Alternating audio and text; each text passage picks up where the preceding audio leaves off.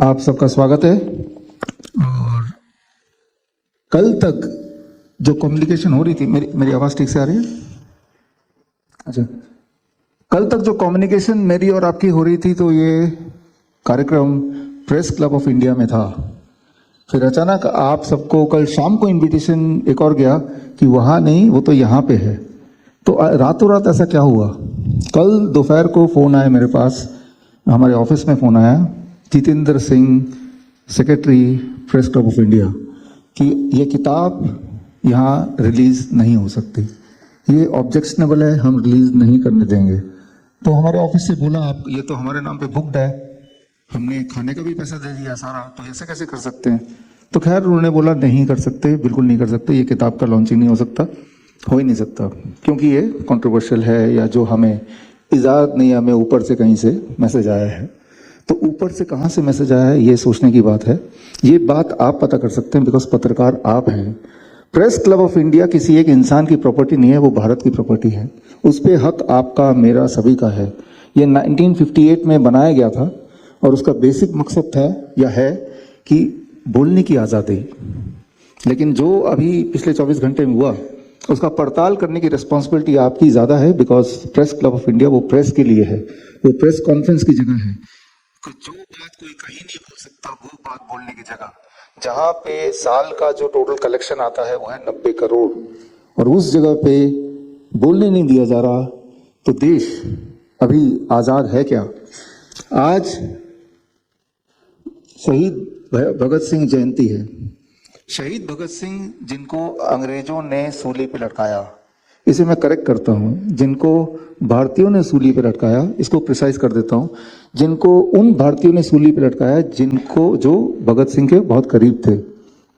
कुछ नाम उनके जैसे फर्निंद नाथ बोस, जिन्होंने ऐसा किया, उसके बदले में उनको 20 करोड़, उनको 50 एकड़ जमीन मिले। जय गोपाल, उन्होंने भी ऐसा किया, जाके कोर्ट में जाके बयान दिया भगत सिंह के खिलाफ, जिसकी वजह से सजा हुई। मनमोहन बनर्जी जो उनके बहुत करीबी थे, उन्होंने भी बयान दिया। हंसराज वोरा जो बहुत करीबी थे, उन्होंने भी कोर्ट में जाके बयान दिया, तब जाके वो फांसी का फैसला आया। जो जेलर था पीडी चोपड़ा, वो भी अंग्रेजी नाम तो नहीं है पीडी चोपड़ा, वो तो कोई भारतीय होगा। जो जल्लाद था वो भी भारतीय था, तो सारे तो भारतीय थे। तो हम क्यों बोलते हैं कि अंग्रेजों ने सूली पे चढ़ाया? तो देश के अंदर जब तक गद्दार रहेंगे, देश आजाद कैसे रहेगा? 1947 तक देश अंग्रेजों का गुलाम था, आज देश अंग्रेजी दवा का गुलाम है। अपने आसपास देखिए, नॉट एज ए पत्रकार, अपने आसपास देखिए एज ए इंडिविजुअल। आप सोच के देखिए कि जो दिनचर्या है आपकी, उस दिनचर्या का एक पार्ट दवाई भी है, मेडिसिन भी है। हम ये भूल गए कि बिना दवाई के भी कोई जिंदा रह सकता है। हमें ऐसा लगता है कि हम अगर जिंदा है तो दवाइयों के साथ है। कोई डायबिटीज की दवाई ले रहा है, कोई ब्लड प्रेशर की दवाई ले रहा है, कोई इंसुलिन ले रहा है। अभी प्रो वाइस चांसलर जी ने बताया कि जो ऑब्जर्वेशन स्टडी हुआ था उसमें 75% क्रॉनिक किडनी डिजीज पेशेंट्स जो डायलिसिस पे ऑलरेडी थे, उनकी डायलिसिस छूट गई, लेकिन 25% ऐसे भी हैं जो छूटी नहीं, जिनको हम लाभ नहीं पहुंचा पाए। लेकिन याद रखिए कि आज से पहले क्रॉनिक किडनी डिजीज में जो रिवर्सल है वो 0% है, 0%, उसको हम 75% तक ले आए। भारतीय पद्धति जिसे हम बोलते हैं ग्रैड सिस्टम, जो लोग ऑनलाइन अभी जुड़े हैं उनको ये बुक अगर चाहिए तो ये बुक के लिए ये विश्वरूप.com/curecrime में जाएंगे तो ये बुक अभी आप डाउनलोड कर सकते हैं, राइट नाउ, अभी फ्री में डाउनलोड कर सकते हैं। लेकिन इस बुक के साथ एक पेन भी है, आप देख रहे हैं, ये सर्केडियन पेन है। ये पेन आप डाउनलोड नहीं कर पाएंगे, या ये तो फिजिकली मुझे भेजना पड़ेगा। अगर आप चाहते हैं कि मैं आपको ये पेन, ये किताब कुरियर से भेजूं, तो इस 1 घंटे में जो लोग मुझे व्हाट्सएप पे अपना एड्रेस, नाम, पिन कोड, फ़ोन नंबर तो व्हाट्सएप से आ ही जाएगा, क्योंकि व्हाट्सएप से भेज रहे हैं। अगर आप भेजते हैं तो मैं इसको आपको कुरियर से भेजूंगा, that too free of cost.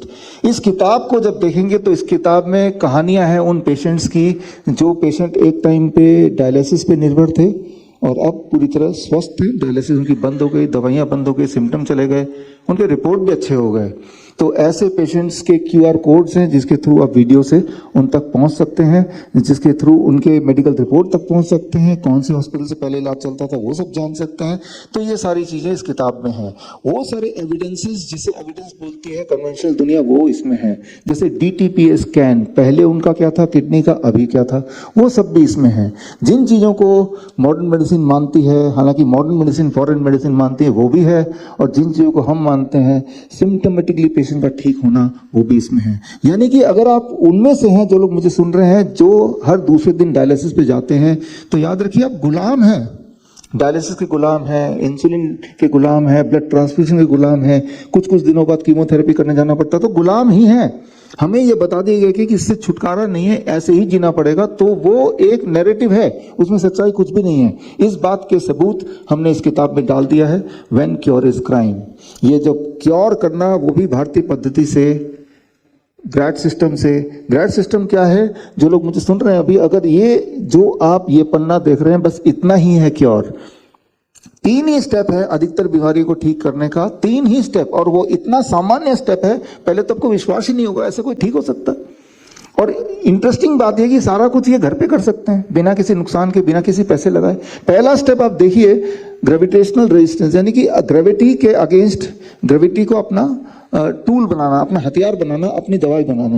हम पेशेंट को हमारे हॉस्पिटल में, हिम्स हॉस्पिटल के चेयरमैन यहाँ पे आचार्य मनीष जी बैठे हैं, राइट। हमने जब इसको बनाया था हिम्स हॉस्पिटल को 2 साल पहले, तो ये ग्रैड सिस्टम से शुरू किया था, हॉट वाटर इमर्शन, जिसमें पेशेंट को 40 डिग्री से टेम्परेचर पे यहाँ तक पानी में 2 घंटे बैठना है।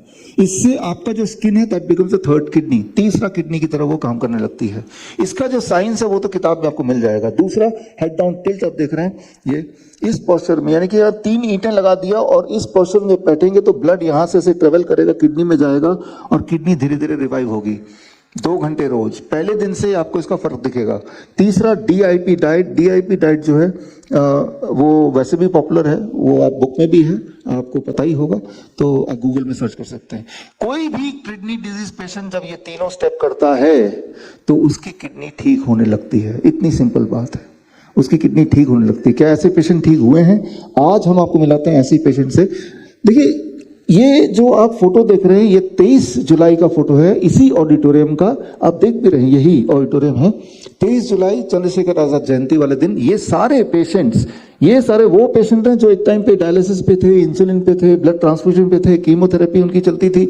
अब वो इन सबसे फ्री हो चुके हैं। फ्रीडम फाइटर, मैं बोलता हूं कि फ्रीडम फाइटर। इन्होंने जंग लड़ी और जंग जीता, पूरे देश से आए और आके इसी ऑडिटोरियम में यहीं पे 23 जुलाई को इन्होंने अपना अपना रिपोर्ट दिखाए कि हम ठीक हुए हैं, हम ठीक हो सकते हैं। अधिकतर लोग अपने घर पे ये करके ठीक हुए हैं। इस बार हमने उन सारे पेशेंट्स को बोला, ऐसे हजारों पेशेंट्स हैं, उनमें से कुछ पेशेंट को बोला कि आप घर से हमसे जुड़िए, और इनमें से कुछ पेशेंट आपको दिखाएंगे घर पे वो कैसे ठीक हुए। उनके रिपोर्ट्स भी यहाँ पे स्क्रीन पे आएंगे। जो लोग मुझे ऑनलाइन सुन रहे हैं, और आपको अगर इन पेशेंट के रिपोर्ट देखने हैं, तो ये जो लिंक है bishrup.com/curecrime, इसमें नीचे की तरफ स्क्रॉल करेंगे तो जो पेशेंट मैं अभी दिखाने जा रहा हूं, उन सारे पेशेंट्स के सारे रिपोर्ट्स हैं, जितने रिपोर्ट धरती पे कोई कर सकता है, तो वो सारे रिपोर्ट वो देख सकते हैं। जो लोग यहाँ पे मेरे पास हैं, तो उनके लिए फिजिकली मैं रिपोर्ट आपको दिखाऊंगा, वो यहाँ भी दिखेगा, इधर भी दिखेगा। इंटरेस्टिंग बात ये है, जो आप यहाँ पे 3 डब्बा देख रहे हैं, कोई ये सवाल नहीं पूछता कि आप किडनी पेशेंट बने कैसे, कैंसर हुआ कैसे, हार्ट अटैक हुआ क्यों। इसका जवाब ये डब्बे के अंदर है। शायद इस डब्बे से वो प्रेस क्लब ऑफ इंडिया डर गई थी कि वो राज खुल जाएगा, वो पोल खुल जाएगी, इसलिए वो चाहते नहीं थे कि आज का प्रेस कॉन्फ्रेंस किसी भी तरह से हो।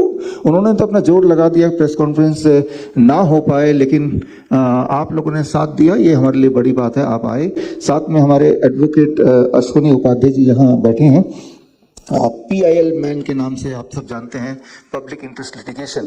कोई भी ऐसी चीज़ जो पब्लिक के इंटरेस्ट का हो, तो उसमें आप भागीदारी लेते हैं, उसमें आप मदद करते हैं। तो उस मदद, जो drug and magic remedy act है, जो हमें रोकता है ये बताने से कि आप क्योर हो सकते हैं, क्या उसके खिलाफ हम कुछ कर सकते हैं, सारे सबूत हम पेश करेंगे सर। और एट द एंड सबूतों को देख के फिर आप बताइएगा क्या ये कानून जो अंग्रेजों ने थोपा है, वो बदल सकता है। याद रखिए 1947 तक हम अंग्रेजों के गुलाम थे, आज हम गुलाम हैं अंग्रेजी दवाई के, राइट, अंग्रेजी सिस्टम ऑफ मेडिसिन के, जिसमें जो पूरा हेल्थ बजट है हमारा उसका 2% आयुष सिस्टम को मिलता है, 98% फॉरेन सिस्टम को मिलता है, 98%, राइट। जबकि उससे इंसान ठीक होते हैं क्या? क्या कोई क्रोनिक किडनी डिजीज से ठीक हुआ है क्या? डायबिटीज से कोई ठीक हुआ है क्या? ब्लड प्रेशर भी किसी का कम हुआ है, नॉर्मली दवाई लेते रहते हैं, बीमारी बढ़ती रहती है।